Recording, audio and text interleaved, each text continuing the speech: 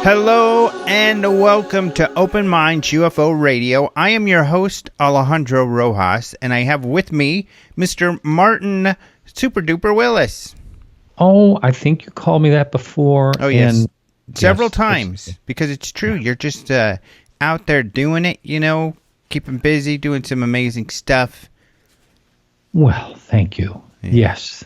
Busy guy. Yes, you are a busy guy yourself. On the road a lot and all that. All over the place. And living the life, as they say. That's right. I'm super excited, by the way, for today's interview. It's Nick Pope. And that was kind of funny because, you know, he had gotten these documents about AATIP and everything. And you were like, hey, you should get Nick. And I was like, already scheduled. So we just showing how we think alike. Yeah. But yes, so it is great because he clarifies about these documents he got from the government because of FOIA, but not through FOIA. And we'll have him explain that because the people who actually FOIA'd it were the Federation of American Scientists. But we'll go through all of that and what is important about these documents and how they once again, you know, support officially what Lou Elizondo has been saying about the program he worked with. Now, the media and mainstream has not had really any doubts, it doesn't seem, but certain UFO researchers do, which is weird, in my humble opinion. I just think it's... And we talk about this, about how weird kind of the UFO research community's reaction has been to all of this. I think... our offline conversations are probably more interesting about it, but our online ones are maybe more colorful. Our online ones are still very interesting, I think, and insightful. Mm-hmm. Nick always is. Well, that's great. Looking forward to listening to that. Those documents are pretty interesting. They are, for sure. Yeah. So before we get to the show, though, of course, we have you on to talk about UFO news. And what bit of news would you like to talk about first, my friend? Well, I grabbed this from on a link from the openminds.tv That's a great website. Site. Great website. Oh, yeah. Beautiful. Wow. And it's an article from sciencenews.org, and the title to this is, "It's time to start thinking the search for ET seriously," astronomers say. And some scientists are pushing for NASA to make looking for alien technology an official goal.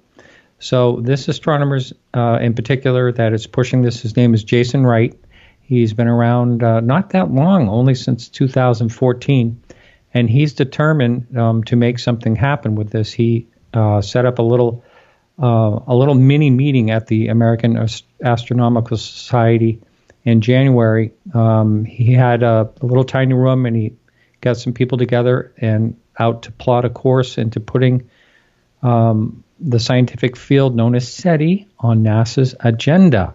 That's what he's looking to do. And so they're writing a series of papers arguing that scientists should be searching the universe for technosignatures, and that's any sign of alien technology, from radio signals to waste heat. Now, I didn't realize they searched for more than just radio signals, and that makes a lot more sense to me because, you know, searching for other signs of life, you know, you and I have had that discussion before, whether, you know, radio waves is something that would even be used by another intelligent technology. We have no idea. They could be using whatever, things we don't even understand. Well, as a lot of people know, NASA started in NASA started funding SETI, the SETI program in 1992, and it didn't even last a year because it was canceled by skepticism in Congress. So private organizations picked up the baton, including the SETI Institute, founded in Mountain View, California in 1985 by astronomer Jill Tarter. Also, in 2015, the Russian billionaires Yuri and Yulia Milner launched breakthrough initiatives to join the hunt for ET with those little, I'm trying to remember what they're, solar kites, little miniature things. Little solar, what do they call them? Solar sail. That's what it is, yeah. And little tiny things. Mm-hmm. Well, anyway, the thing that, I kind of stood out to me, this article goes on to say in the last 5 years, scientists' attitude toward the search for intelligent life have been changing. It's good to hear. Wright says SETI used to have a giggle factor, raising images of little green men, and talking about SETI work as an astronomer was considered taboo, if not for academic suicide. Can you imagine that? Now, not so much. And he is quoted here, I have the pop sociology theory that the assertion of geek culture has something to do with it. I think that's pretty funny. Wright says now it's like all the top movies are going to comic books and science fiction. He ends this article ends, astrobiology and the search for life has become such a big part of what NASA does. The fact that it won't look for intelligent life has become ever more incongruous with its other activities. Mm-hmm. Yeah, and I think there's a misconception that, the SETI Institute, who Jill Tarter represents, and Seth Shostak, who listen for radio signals, that is SETI, and that's all they do, but they don't. As you said here, SETI is the search for extraterrestrial intelligence, and although the SETI Institute is really married to this idea of radio signals, although their ideas are expanding, there are other scientists who, in fact, there's scientists who have questioned this whole, method of doing it since the beginning. But right. There are other scientists with other ideas. And what I really like about this article, because I was not familiar with this term prior to it, was, what was that? Signals? Techno-signatures. Yeah, techno-signatures. And I think that's a better, more broad term showing, looking for other signatures of technology. Right.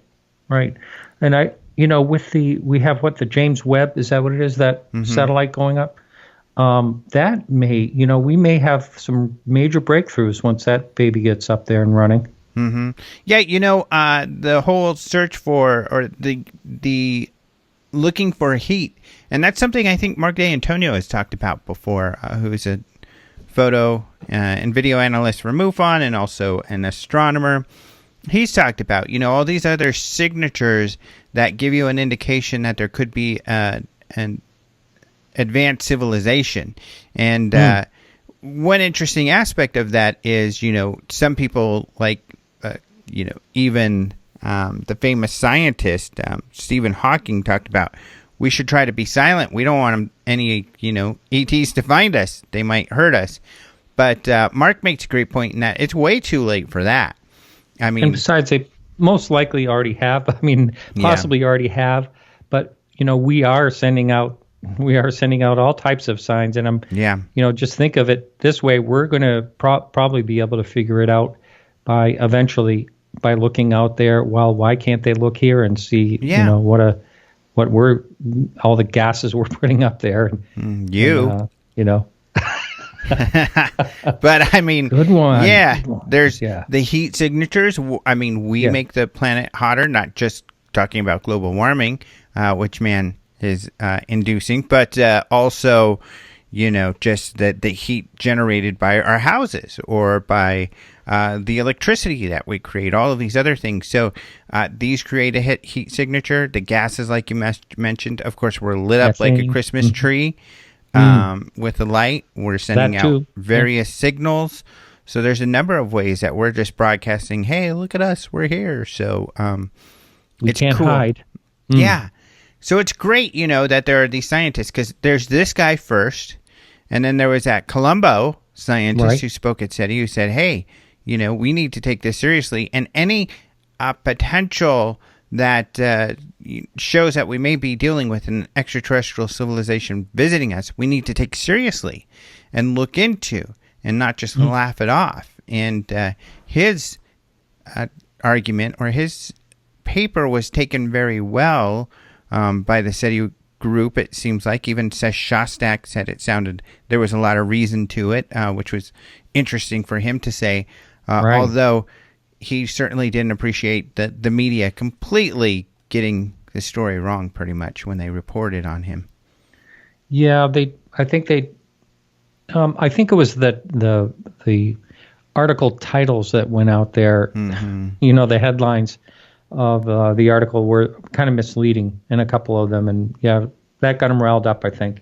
Yeah, it's an embarrassing situation. I mean, sometimes working with the scientists can be difficult because you have to get everything exactly correct, and they don't, and they just don't want what they're saying misinterpreted, and that can be difficult because it can have the slightest changing of what they're saying can have a massively different connotation, and to their colleagues, that could be very damaging because their colleagues will not be potentially happy about what they say, or that can be used against them, because I don't think people realize, just like people and UFO researchers argue about things or disagree, scientists are like that too, and they can be very competitive or, just very, passionate about defending their particular stances.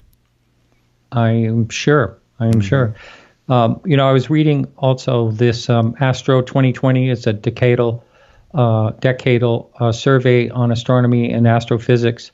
This is the survey that they're filling out. Boy, I'll tell you, your eyes go blurry after you're reading it for a while. But they're in part of it, they refer to the government shutdown, like they're delaying this and delaying that, and it's pretty interesting. But there's 6 surveys involved in this, and boy, I tell you, when you're right, when they write something, it is so detailed and down to the point, and so I can understand why they get upset if someone misquotes them or misreads what they're trying to say when they're trying to cover all the bases. So this was a survey of astronomy and astrophysics. I don't know a whole lot about it. Was it finished? No, it's asking people to contribute to it, basically. Submit to it. And there's white paper submissions and all that. See, this is exciting. What's exciting about this is that, kind of like what you just talked about in this story, there's an openness to the idea of extraterrestrial civilizations and even visitation among mainstream science that we've never had before. Tabby Star, Oumuamua, or I think that's how you say it, Oumuamua. It's fun to say. I think it's even Polynesian or something, so you're probably supposed to say Oumuamua. So I can't think of but there's been some other situations where it's been the scientists who have said, hey, this may be alien. And so there's, just definitely a more of an opening. So it'll be interesting. And we have seen this in different, like when organizations have talked about their priorities, like in that paper, this priority on the discovery of extraterrestrial life, and even the theorizing around extraterrestrial advanced civilizations, that we may see some of that in these papers that are submitted. Yeah, Wright himself was part of the group that was suggesting that the Tabby Star could have been, surrounded by the alien megastructure. But he was also part of the debunking of it when they got more of the data. Yeah, that's one thing, science is supposed to be about. Exactly. Discovery, you change, you don't hang on to something when reality strikes. Yes, when data is discovered that counters what your suspicion, your first priority is to examine that data and take it for what it is and figure out if it's real or not, unlike, a lot of people who will then kill them or try to attack the messenger of that data, as opposed to looking at the data itself, especially if it, counters their worldview. And Lord knows we're used to that when it comes to kind of UFO mythologies that are out there. That's By the way, I use that term UFO mythology, and I want to speak to this again, although I think we've done it before, but just to kind of, especially when we're talking about science, and I would love to hear your perspective on this. Someone said, hey, I love, the show, but you and Martin sound like you're skeptics, like you don't even believe in UFOs. Have you been told that before, and what is your response? I have been told that, and because I had Tyler Rogaway on, and he was saying, how there is so much out there that is real. Why focus on when something, try to get rid of the debris that you can figure out what it is, so you don't have to bother wasting any time on that. And I said something like, "Wow, this is really what I like to hear." And I got a couple of emails from that. Boy, you are a debunker. And I think he made the point for all of us, really. I mean, in what he said, there is so much out there that can't be explained that is really good. Then why not just weed through the rest of it? And the stuff that isn't good, just forget about it and move on. Exactly. Yeah, it's not good data, people, and that's what we're talking about. And it doesn't hurt to explore something you have not proven, even if it is mythology. And I like that term because it's a good term, in my humble opinion. Mythology doesn't necessarily mean it's not something that is real, but it is something that we discuss, kind of this reality that's been created that is not confirmed. Sometimes dubious, but sometimes it is confirmed. And it doesn't hurt to explore those things and to let that guide your explanation or exploration. That's what scientists is, a theory or something observed but not proven, and then you try to discover what that is. But you got to follow the data and see what the data tells you, and not just blindly accept information, even if you have counter data, because then that's more akin to a religion or a belief system than it is to actual investigation. Which again, everybody has a right to believe whatever they want, but when we're trying to research and discover something about the nature of some sort of phenomena like we are, then we, like Tyler said, don't waste your time with the bad information. Use the good information and see what you can find. And it's pretty much what AATIP, leading into what Nick and I are going to be talking about, that they have done. I'm sure, just like myself, you got a lot of really positive email too. And one was very nice that came in the other day. Someone wrote and said, "Wow, you've been doing this for many years and you haven't sold out like so many others have." And I just thought, wow, what a really nice thing for someone to say. And that goes, I feel the same way about you. You haven't sold out. You try to stick to the facts. You're doing the UFO Seriously show, which I really appreciate, anyway, I just think, anyone can spin a tale and spin a yarn, as they say, and, become very popular just because it's interesting and fascinating and they can hold an audience and all that. But if you're going away from facts, you're not doing anyone and yourself, and especially the field, you're not doing any good to anyone. Mm-hmm. I agree. And you know what? I feel like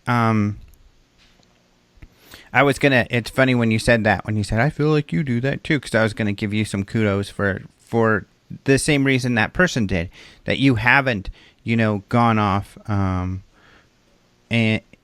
into a tangent, you've stuck to the real information. And I would also say this, I think that it's important because this is a little bit of a niche, the serious really look at this topic. It's easy to make assumptions and speculate, and there are a lot of people out there doing that. And I do not necessarily fault those people. That is, those sort of things can lead to discoveries. But there are less people doing like what that person who wrote you said you're doing, which is sticking to their guns and trying to stick to the good information. And I feel that the community of people doing that is so small that it just makes me even more compelled to stick to that. First of all, it's journalistic, and that's an important thing to me, but also because it is very revealing. I mean, here we have the real, when you're doing an interview with, which happens, I get these calls from the news, local and sometimes national. And when you're doing those interviews and when you have information that is established, and you can always do that. If they call about a situation that's more dubious, you can say, well, we don't have a lot to substantiate that may be the case. However, here's another case that this sort of thing has happened, and we have a lot of evidence to show that, there's something mysterious related to this other case that is similar to the one you're talking about. And it allows you then to feed some information where then you're taken more seriously, and that goes a long way, a really long way. And that's why we've made some amazing headway, I think, in the last year when it comes to mainstream science, like we just talked about, or media in this arena. Right. Mm-hmm. Exciting times. Yeah. I didn't set my timer. I have no idea how much time we have left. Are we going to be talking about any other stories happening? We've got time. If you got time for another, we have 2.5 minutes. Oh, I was going to ask you if you had anything. Oh, I've always got something. Let's see. Okay. Well, there's been a lot of talk about the last episode on Project Operation Paperclip, and we don't have to talk about that. Sure. But I wondered if you wanted to touch on that because I watched the screener, I don't know, a month ago or something like that. And I thought, wow, you could skip this one. And this bit, I've kind of seen some people talking about it. And what is your feedback on that particular episode? So my review on Den of Geek of this episode started off, the truth or history be damned as Nazis invade Project Blue Book. Because probably what you're disappointed about, it really did diverge greatly from the reality. Project Blue Book had nothing to do with some of this stuff. There's this whole aspect where Mimi, Hynek's wife, is being followed and spied on by Russians, which is also far from the truth. In fact, I didn't get it in time for this article, but I'll include it in a future article. I asked Paul Hynek what he felt about that. I had already done that somewhat, but I didn't have the specifics of, the content of the episodes. And he said, you know what, it doesn't bother me so much. I mean, that never happened. It is all made up, but I can see this is a fiction and why they would need to do that. It makes it exciting and intriguing. But yeah, certainly nothing like that ever happened with my mom. So here's what I like about it, though, is that getting back to the mythology, they're kind of paying at least some homage to the popular UFO mythologies out there, and I think even expertly and intelligently weaving them into the story. And in my last review, I highlight some of these various different kind of mythologies out there that they weaved into the show. And I think this show served that purpose, to kind of introduce all of this stuff, but also make the audience think about alternative possibilities to the UFO phenomenon. For those reasons, I kind of enjoyed what they did. Plus, it did make it more exciting. Yeah, I was wondering where this whole Russian thing came from in this series. Yeah, I mean, it came really, from nowhere. Yeah, practically nowhere. The German stuff, Project Paperclip, did happen. We don't know for certain that any of the Project Paperclip scientists who did build our space program had anything to do with UFOs, though. I mean, there's a couple of rumors out there, but we're out of time. You'll have to read my story on Den of Geek to find out more about that. But thank you very much for joining us again, Martin. Always a pleasure here. All right, let's go ahead, and after this break, we'll talk to Nick Pope.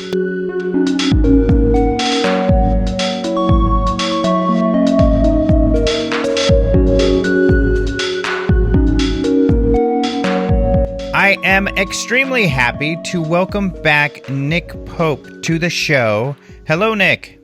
Hi there. You are a frequent guest, but, always. I was going to say especially now, but always. You have important things to say when it comes to this field, and you've got something important going on right now as well, where you've received these documents. And maybe let's go over, if you don't mind, what these documents are and how you receive them. Okay, this is essentially the latest news in the still unfolding and extremely complex story of the Pentagon's AATIP program. And we can get into all the controversy about the names and the roles later. But essentially, a few months ago, a Swedish researcher, that's a bit of a tongue twister, a Swedish researcher called Roger Glassell noticed a throwaway line in the congressional record dated April 9th last year. And it essentially said that the House Armed Services Committee had received a DIA letter on the outputs of the AATIP contract. So I saw that, as did a number of people, and I subsequently understand that Roger and a whole bunch of other researchers who are interested in this and right across the story, Keith Basterfield, Paul Dean, John Greenwald, Kurt Collins, a number of others, maybe you did too, a whole bunch of people put in Freedom of Information Act requests for that letter. After all, it was cited in the congressional record, so they knew it was a thing, and if Congress has seen it, why shouldn't we see it too? Fair enough. I thought I would go down a different route, so because I work now as a freelance journalist and write for many of the UK's national newspapers, I reached out to the DIA's Office of Corporate Communications, and I essentially asked the same thing. I said, I understand this letter exists. It's here in the congressional record, sent from the DIA to Congress. I would like a copy, please.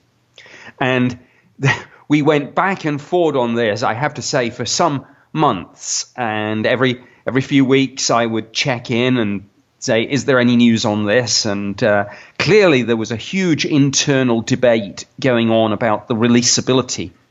Finally, after months of toing and froing between myself and the DIA's Office of Communications, on January 16th this year, an email arrived into my inbox from the DIA saying, here's the letter. And what I received was a one-page cover letter, a one-page distribution letter, and a 3-page attachment. And we can get into the details of all that in a moment, but I then took the decision on the basis of the fact that I knew that there was huge media and public interest in this, that rather than wait and try and write up this story, I took the decision to immediately publish it.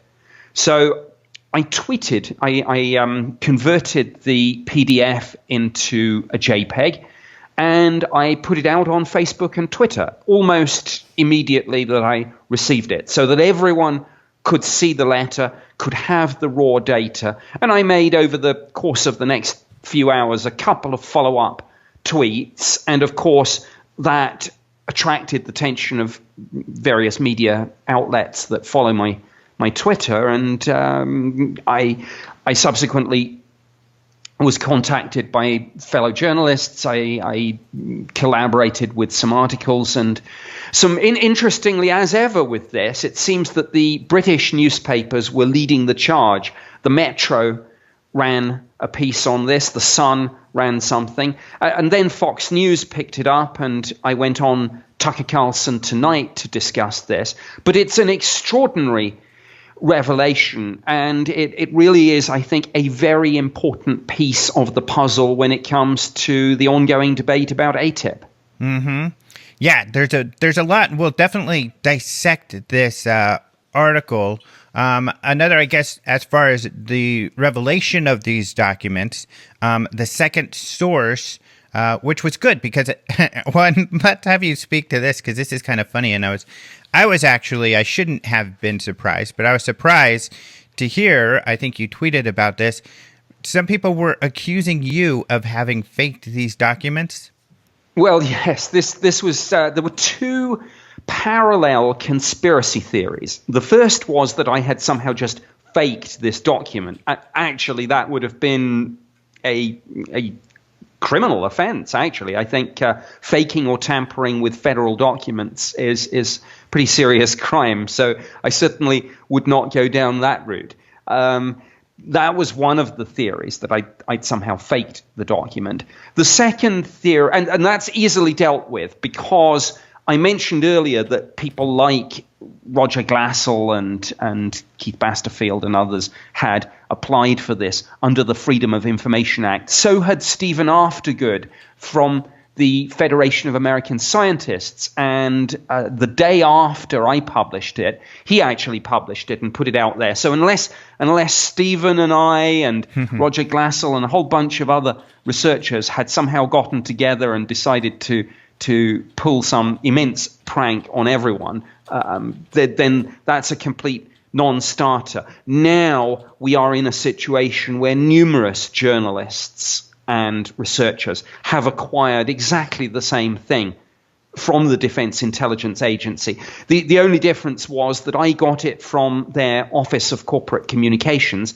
Most other people, so far as I'm aware, received it from their Freedom of Information Office, but it is obviously the same letter, so that's verifiable. The second related conspiracy theory, I guess this is a little harder to disprove, is that somehow I was working with the DIA as their sort of chosen conduit to get this story out, and that's why they chose to release to me first. I don't think that's true. I suspect that if we all sat down, we'd find that a number of people got it at about the same time. I simply chose to tweet it first. I thought in this 24/7 media society, with social media being so important, that I would just put it straight out there. So the fact that I broke the story doesn't mean that somehow I'm in cahoots with the DIA on it. Mm-hmm. But yes, it was an interesting kind of twist to this tale. And what's interesting, I think, is, and I don't know if this has kind of struck you, but it has me.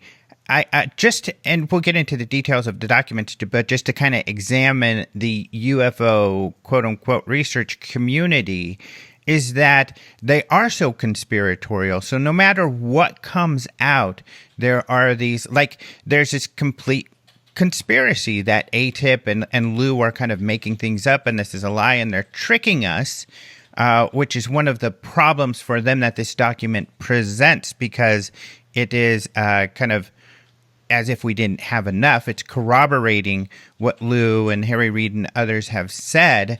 But it's interesting that this is such a large pushback to this, extraordinary kind of revelatory information around this actual government program. Yes, I think it is. And I have not actually spoken to Lou since this document came out. I mean, of course, I understand. I think maybe it was actually from you. I've had so many conversations about this in the last week or two. I apologize if I'm quoting your own conversation back to you. But somebody told me that Lou was pleased that this was out precisely because, of course, it confirmed what he had been saying all along. Of course, I think it was ridiculous that anyone would doubt that former Senate Majority Leader Harry Reid and a career intelligence officer like Lou would somehow have conspired to fool the world. Clearly they didn't. And clearly we now have absolute proof. I mean, the chain of custody, to use the current phrase of the moment, with this document is absolutely clear. DIA sent this document to Congress. There can no longer be any debate about this. And if this has given people like Lou, who is a loyal and patriotic guy, if it's given him a little bit of extra top cover, that now the DIA has released this to Congress, so this at least is out there and can be talked about, then great. Yeah, exactly. It was me, and I was able to talk to him just a couple of days ago, and he did say exactly that. That's a good way to put it, because now he felt more comfortable to talk about this, and he has said, he shouldn't be the conduit. He can't. First of all, as you've said, he can't reveal anything that he is bound, by a secrecy acts not to, nor does he want to, because as you said, he's a loyal patriot. But when situations like this happen, then it does allow him to speak to those things more. Yes, it does. And he's used the phrase, I think many times, that what he would like to see is a conversation with the American people about this. And now we have this letter to Congress. I think this is a hook, another hook, but a more substantial hook perhaps than we've ever had before, on which to hang that conversation. Mm-hmm. Now, the other aspect is that something similar to these documents has been released before. And it was a leak from George Knapp and KLAS in Las Vegas. But there is an important distinction between what you received and what George had posted earlier. And so maybe you could talk to that.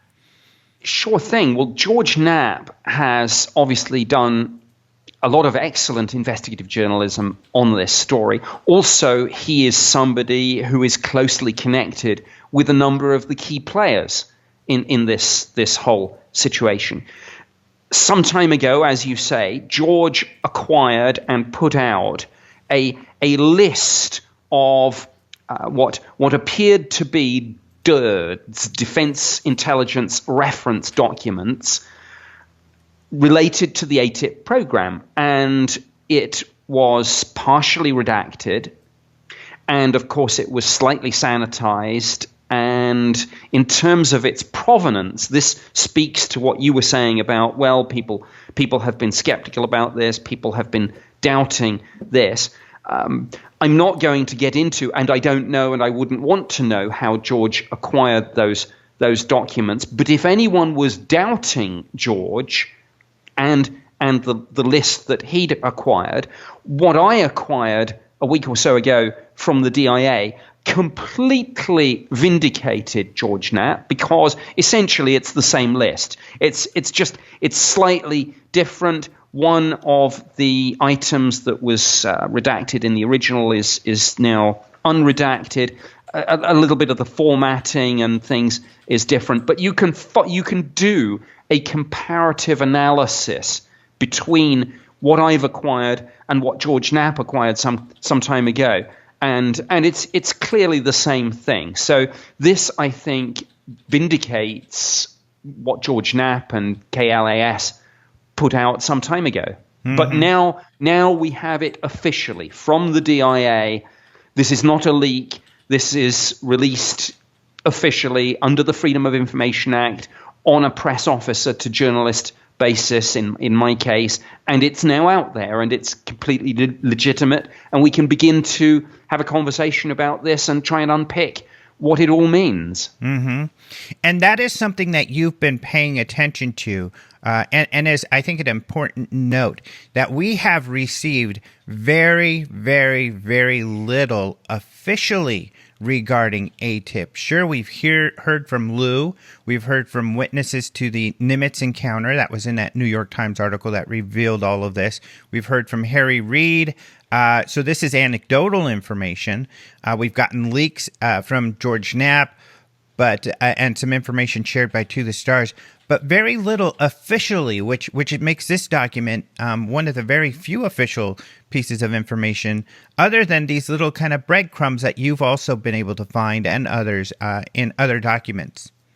Yes, I think if I was asked to list what we have by way of AATIP paperwork officially confirmed as opposed to just rumor, I would say it's this 5-page letter from the DIA to Congress. And by the way, of course, it went to the late John McCain as chairman of the Armed Services Committee, and it went to the ranking member, Jack Reed. And the distribution list is interesting too. I mean, a wider than I had expected distribution list. It went to the speaker, it went to the minority leader, the majority and minority whips. It went to the Armed Services Committee, the Select Committee on Intelligence, the Appropriations Committee. It really did go far and wide. But yes, in terms of what we have officially, we have this letter.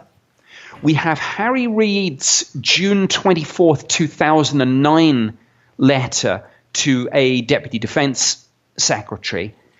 And we have, frankly, apart from that, we just have a few emails from press officers at the DOD confirming that, yes, AATIP was a program. And that's about it. That's about it. Right, exactly. So there's very, very little officially. The great thing is that everything that has been coming out officially, for the most part, besides a couple of comments, I guess, from the press, DOD press representative, they have been supportive or corroborative of what Reid, Elizondo, and Knapp's leaks have all been in line. Yes, they have. And that's, of course, one of the great things that any intelligence analyst will tell you is that when you have corroboration from multiple sources, that's an important part of the story. Now, of course, one has to guard against collusion in those scenarios. But yes, so far, this all looks good. Mm-hmm. And then I will touch on this because I did allude to it just a second ago.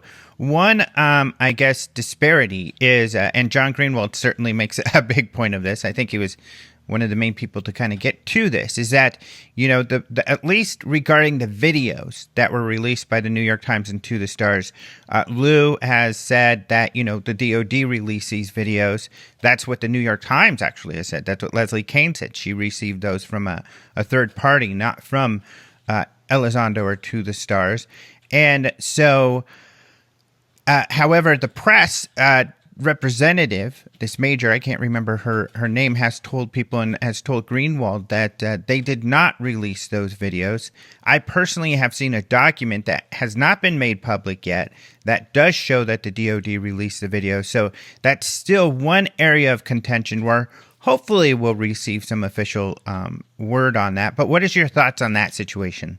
Yes, I have seen, I don't think there are any problems. Well, you know what, I'm not going to name her because usually when, even though the name is in the public domain, usually when I deal with the press office of any organization, the kind of convention is that it's on a non-attributable basis. In other words, you can confirm that you received it from the press officer, but you're not supposed to then publish their emails and put their name out there. But I have seen those emails. And for example, I've seen an email from one of the DOD press officers talking about the name discrepancy. We've had, of course, the whole debate about Advanced Aerospace Threat Identification Program, Advanced Aviation Threat Identification Program, Advanced Aerospace Threat and Identification Program, and of course, ORSAP, Advanced Aerospace Weapons System Application Program. And I've seen some emails which basically say things like, you know, just an alternative name for AATIP, or, you know, same program, basically. AATIP, the official name. But yes, I have seen an email where that particular press officer says words to the effect of, we did not release those videos. I think, of course, without wanting to disparage any press officer, And very often you're dealing with a situation where the press officer is never the subject matter expert. Mm-hmm. So the press officer is getting advice on whatever questions come in from journalists from the subject matter expert or experts.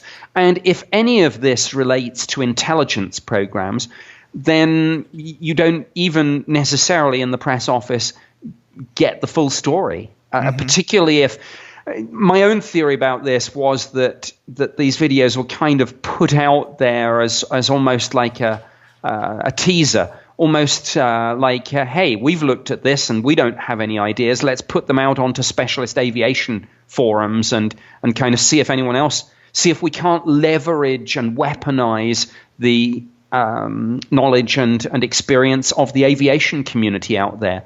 So I suspect they did release them, but not necessarily through the normal official channels. Mm-hmm. And, what's interesting about all of this as well, and I think you can speak to this, and I feel like at least with some of in the UFO research community, they just kind of don't get this, is that the media has not had a problem with that issue. The media has gone essentially to the subject experts, who are Lou Elizondo and Harry Reid, and for the most part, the media has taken their word for all of this and kind of overlooked kind of what the press department had said, which makes sense to me because, as you mentioned, they are the subject matter experts, and they seem to have enough credibility where the media is happy with working with them and what they have to say. Yes, and the bottom line, of course, right at the beginning of all of this, the New York Times would never have run this had they not then sat down with someone in the press office and said, this is what we've got, this is what we're going to run, but we do need you to confirm that AATIP existed. And albeit begrudgingly, absolutely, they confirmed, yes, there's a program. Now, I think the really interesting question comes when we discuss, well, yes, AATIP exists, that's now indisputable, but what was its true nature? And I'm sure we're going to get into that. We are, because although it's a bit subtle, these documents you found do give us a great insight into that. But before that, you did mention all of the different names for the acronym of AATIP. And do you make anything of the acronym used in this letter is the Advanced Aerospace Threat and Identification Program, which is essentially what, again, Elizondo has been telling us. They just added that three-letter word "and" in there. Do you make anything of that? Not really. Having served for 21 years in government, I know that these sorts of bureaucratic things happen all the time. Projects get renamed. Projects have a colloquial name as opposed to an official name. Somebody slips an "and" in there. Even when you look at internal documents from the organization owning the program, sometimes things change. And then you find out people are working in silos. So some manager comes along and says, you know what, I'm going to merge these two programs, and you get another name. I don't think we should get too hung up on that sort of thing. I mean, yes, details are important, but if someone's going to try and pour cold water on the whole story just because somebody says aerospace and somebody else says aviation, or just because somebody slips an "and" in there, then I don't think that's significant. Right. That's kind of chasing an insignificant point and then overlooking all of what is significant. And there is a lot of significant information in these documents, and that's what another thing I'm excited to talk to you about, to get your analysis. But before we do that, we do have to take a short break. So for those of you listening on KGRA or any other radio station, you'll hear some commercials. The rest of you will just hear a short musical interlude, and we'll be right back with Nick Pope.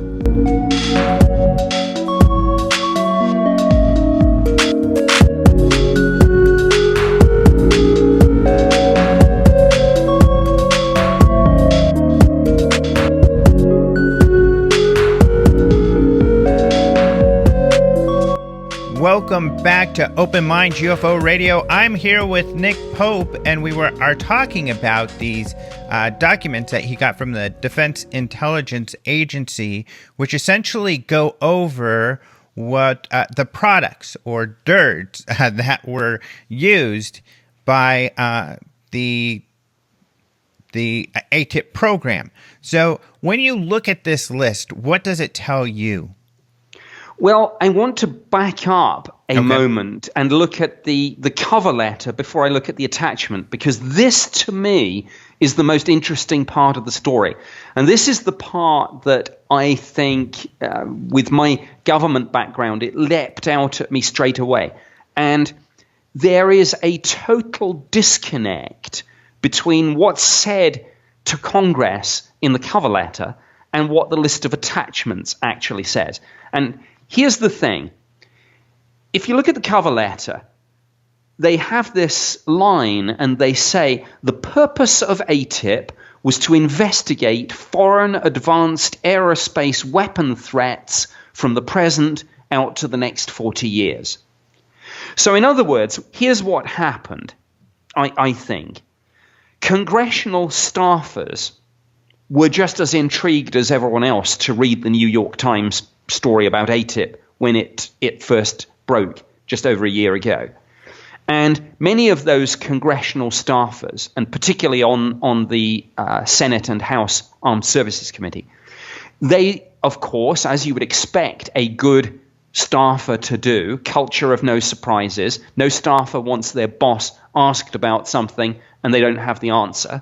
So the staffers reached out to the DIA and said, hey, we've seen in the New York Times and the Post and everyone's talking about this AATIP program.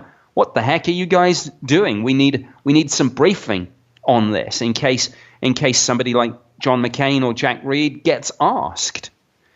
So DIA then sent the letter, and as I say, they had this phrase, and they said the purpose of AATIP was to investigate foreign advanced aerospace weapon threats from the present out to the next 40 years.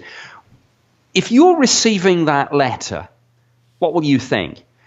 I think what I would think is, well, this is it is as it says. It's a next generation aerospace program, an intelligence program looking at the sorts of threats the United States might face over the next 40 years. And you would think they were probably talking about aircraft, missiles, and drones, Russians, Chinese, Iranians, North Koreans, etc.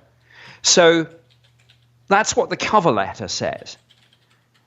Then you look at the list of attachments and you get into this surreal X-Files territory, because the list of attachments covers subjects including anti-gravity, invisibility cloaking, stargates, warp drive, and wormholes.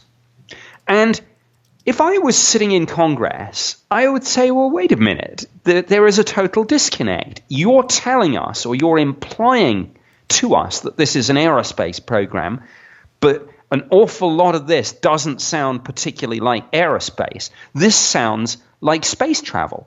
I mean, advanced nuclear propulsion for manned deep space missions. I mean, why are we talking about manned deep space missions if this is just an aerospace program? Right. And it's kind of, well, what's interesting, if you're like, okay, what foreign entities are they speaking about? If you were to look at the list like you're talking about, you would be like, wow, they're talking about space. They're talking about something foreign to this planet, apparently. Exactly. And looking down the list of 38 attachments, there are no papers on things like Chinese factory capacity. There are no papers on things like Russian engineering skills. There are no papers on North Korean ballistic missile aspirations. There are no papers on Iranian leadership strategic aviation plans. Nothing. there is nothing on Russian, Chinese, Iranian, North Korean, anyone else, aircraft, missiles, drones, or satellites. This is all about deep space travel. And the absolute smoking gun is that one of these papers is about the Drake equation. Now, as you know, the Drake equation, formulated by the radio astronomer Frank Drake, is a mechanism whereby an attempt is made to calculate how many communicable civilizations there might be in the universe. Well, look, if this program was about Russian and Chinese drones, you would not have a paper on the Drake equation as one of the products produced under the contract, would you? Mm-hmm. It's a total disconnect. So, in other words, what we are dealing with here is what I would call spin. The DIA and the DoD have attempted, since this revelation came out, to spin this as, yes, we did, all right, it's a fair cop, you've got us. There was an AATIP program, but it's really just looking at next generation aerospace threats. And yet, now we have the official list of reference documents. The answer is no. That's not what they were looking at all. And I hope that the people sitting on the Senate Armed Services Committee and the House Armed Services Committee pushed back against that and spotted exactly what I spotted straight away and said, wait a minute, people, there's a total disconnect between what you've told us this program is and the 38 things that you list as reference documents. What's going on? Mm-hmm. And, well, there's a lot more to get into that way, but because it does, and a lot of people have made this comparison that it reads like an X-Files kind of department, which in a way it was more so than I think the media has really caught on actually fully. But Aftergood, who you mentioned earlier of the Federation of American Scientists, he told Fox News, I think you're in this story as well, that here's a quote, these are the kind of, actually told this to Motherboard, these are the kinds of topics you pursue when you have more money than you know what to do with. Well, I don't agree with that. I think that anyone involved in advanced programs of any nature is always, or should always be prepared to think the unthinkable. And this is what we call in government, even if we think it's unlikely, the payoff, if any of this comes to fruition, is immense. We call it low probability, high impact. Now, sure, a lot of what they were looking at under AATIP is what you would call some fairly far out theoretical physics. Some would probably call it fringe science. Does that mean we shouldn't be doing it? Absolutely not. I mean, government looks at all of this in terms of threats and opportunities. The opportunity, if we can get any of this to work, is immense. The threat, if somebody else gets this to work, like the Russians and the Chinese, and we are not looking at it, is immense. But I think that's just one side of it. The other side, going back to names, given that there is this disconnect between what they implied and what they actually did, the question arises, is foreign in the context of how the DIA used the term actually the latest euphemism for what the public would call UFOs? Yeah, which I think we have ran into in the past as well, certainly with, Foreign Technology Division. It is at Wright Patterson, of course, where Project Blue Book was. And so there's always kind of been this relationship there. In fact, of course, we've got the alleged stories or the stories of Colonel Corso that are pretty wild. But he, of course, says he came across this information while working with the Division of Foreign Technology.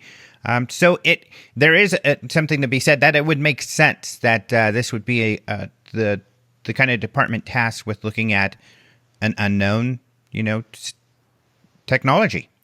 Yes, and in one sense, if you're sitting running a program looking at aerial threats, I know this might sound fantastical to people, but in one sense, you do care, but it doesn't matter whether the threat comes from Russia or China or from somewhere considerably further afield.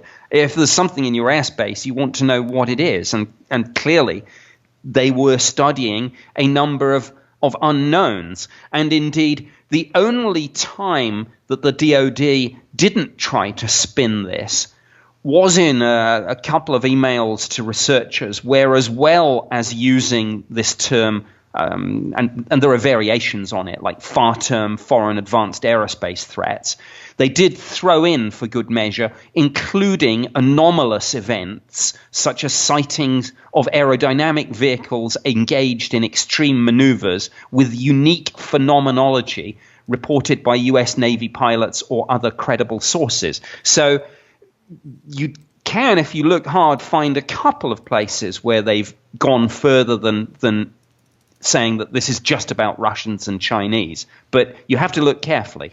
Mm-hmm. What's also interesting is that this report came out, and as you've noted before, and last time we had you on was after your article in The Guardian, this doesn't seem to have completely scared away those in Washington who may have an interest.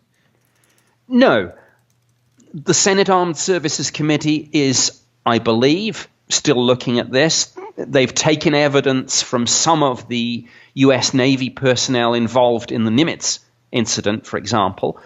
Whether any of this congressional interest will translate into formal congressional hearings, public or otherwise, I don't know. That, I think, is one of the current big unanswered questions about all this. What's going on behind the scenes? Let's not forget, Congress have had this letter for over a year now.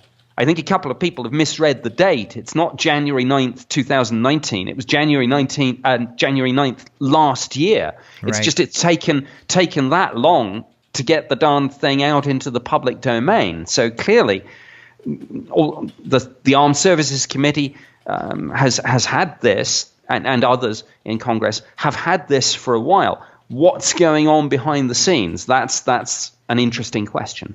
Right, exactly, because even that document you said that clued you into this was from April.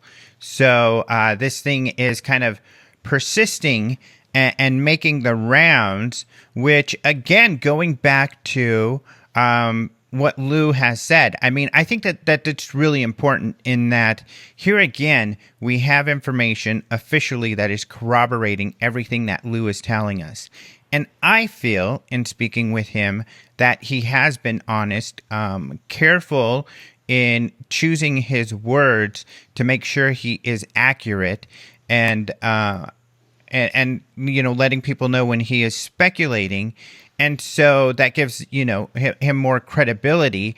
And he's writing, like on Medium, and they're posting these on To the Stars, that their goal is essentially to grease the wheels of government to get more information like this out and have the people responsible for the different aspects of investigation or paying attention or working with the public to be doing that.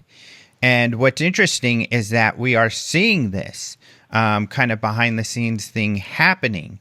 So it's a bit exciting. And would you say it would be accurate to say that it looks like wheels are being greased, that there is some movement behind the scenes in D.C., in Washington, on this topic? Yes, I think there is. Lou, like any good intelligence officer, is careful to differentiate between what he thinks and what he knows. He's also very careful, like me, when you've been involved in those sorts of programs, there's a line and you don't cross that line. So you can encourage Congress to take an interest, and when the agencies themselves release paperwork, you can speak to it, but you can't preempt that process.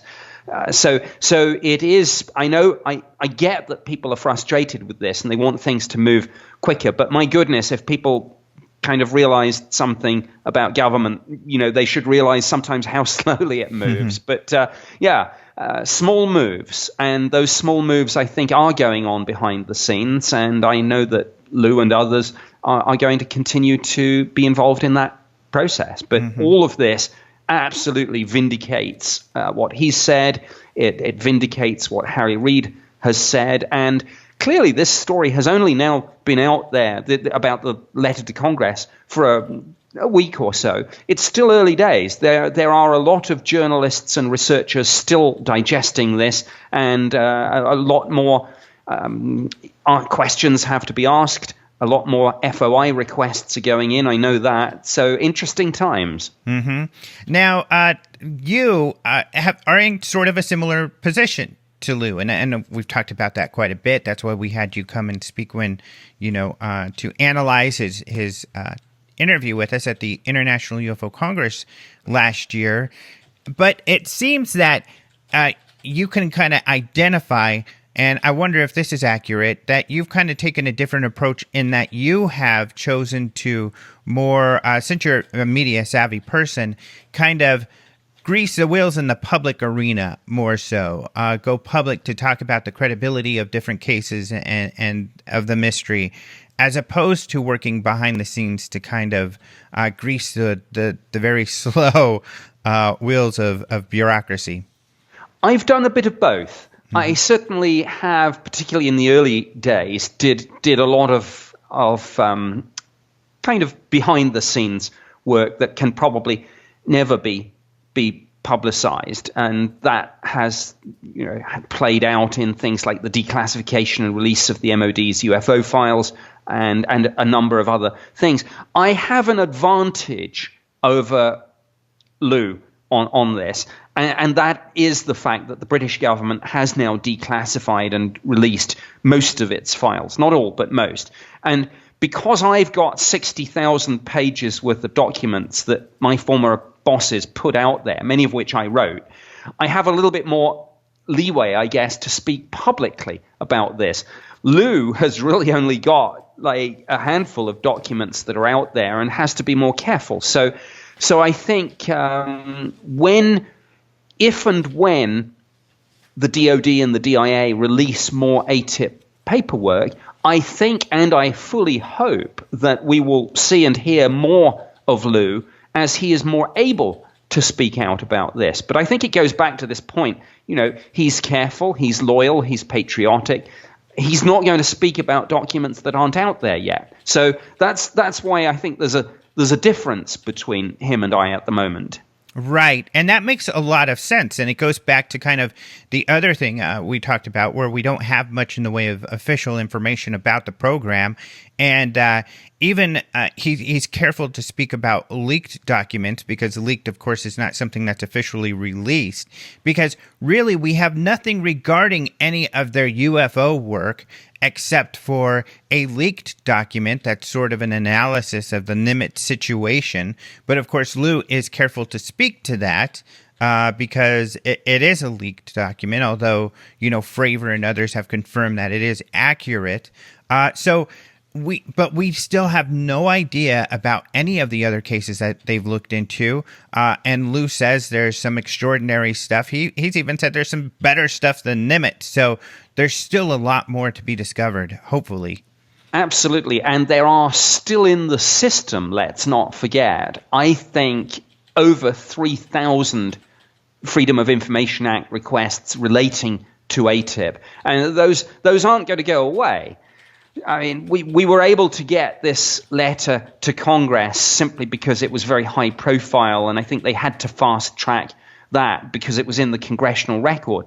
But from the day the New York Times ran that story, request after request after request went in. And although I've heard some suggestion that we may be later this year or even 2020 or beyond, as I say, they haven't gone away. So I hope that we will get more AATIP paperwork. No program looking at this, whatever its nature, doesn't generate paperwork. Mm-hmm. And according to Lou, AATIP is still ongoing. And would it be true that because it is ongoing, that will kind of hamper our ability to get information out of it since it's an ongoing concern? Yes, I think that's that's part of it. I mean, of course, this is where there is a discrepancy or certainly disagreement, because Lou is very clear. The program is extant. We were never stood down.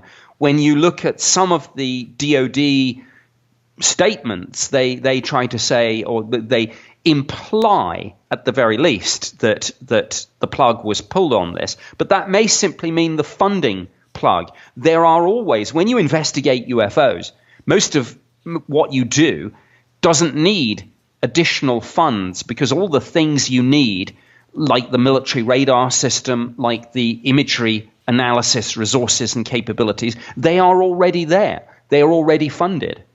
But yes, assuming that AATIP or something like it, maybe it's changed names again to throw people off the trail, I wouldn't discount that. If it is still extant, then yes, that makes disclosure more difficult. Mm-hmm. Well, I think we're out of time, and I thank you so much for coming on. The time absolutely flew. I think that all of this is such important information in analyzing and understanding what's going on. So very, very many thanks for your efforts to get this documentation to the public quickly, and for analyzing it and sharing your expert opinion. Thank you very much. Thank you so much to Nick Pope for joining us on the show. You can just Google Nick to find his website, and he's got lots of great stuff there. I would highly, highly recommend it. It's wonderful that he's out there doing things like talking to Fox News, and they take him so seriously, as they should, because it's rare, to have an opportunity to talk to somebody in the government who actually investigated UFOs. Of course, in this case, as you can tell by his accent, Nick investigated UFOs with the UK government, the Ministry of Defense, which always kind of makes me chuckle, makes me think of the Ministry of Magic. But that's what's exciting about all of this. If you listen to Lou Elizondo and what they've been up to, it is kind of technology so advanced it's almost magical that they believe that they've been able to witness when they're observing these unidentified objects. And certainly that list that Nick just talked about includes some really strange stuff, some magical science that is going on in this field. So it is all very, very exciting, and I think it's great that we have him as a resource. And unfortunately, I really think this is an area we should all be paying a lot more attention to, because there's going to be a lot more very interesting revelations, I think, coming forward. And the guy in the middle of all these revelations is Mr. Lou Elizondo. We'll have him on the podcast soon. We've got other great shows coming up, so stay tuned.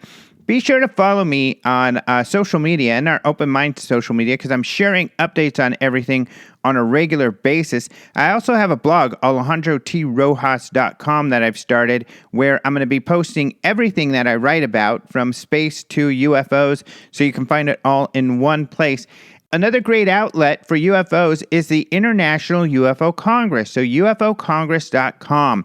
There is a blog, and we've been more active in putting information on that blog at ufocongress.com. And of course, there's super cool new products there all of the time. We've got a lot of really exciting stuff going on with the Congress, not just related to the next event, but also our store and other really cool stuff that we've been involved with. So lots going on there. Please do check them out on social media, and you can, of course, see me retweet and reshare a lot of that stuff as well if you're looking for where to find that. But it's pretty easy. You search UFO Conference, and you're going to find us, because we're the biggest deal in town when it comes to UFO conferences. So, and you'll see why, especially that we're going to stay in that listing as the number one once you see the speakers that we'll have up. And we'll have some of those listed in the next month or so. So very exciting stuff going on. Stay tuned.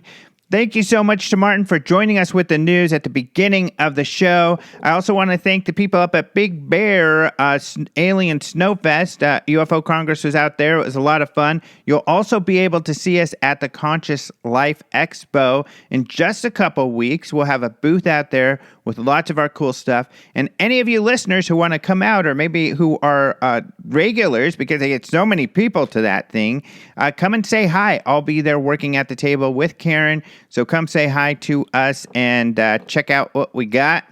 Otherwise, I want to say thanks to Caleb Hanks, who creates the opening and close music. A lot of people ask me, what's that cool music? That's Caleb Hanks. At the Open Minds UFO Radio page on the Open Minds website, you can see a link.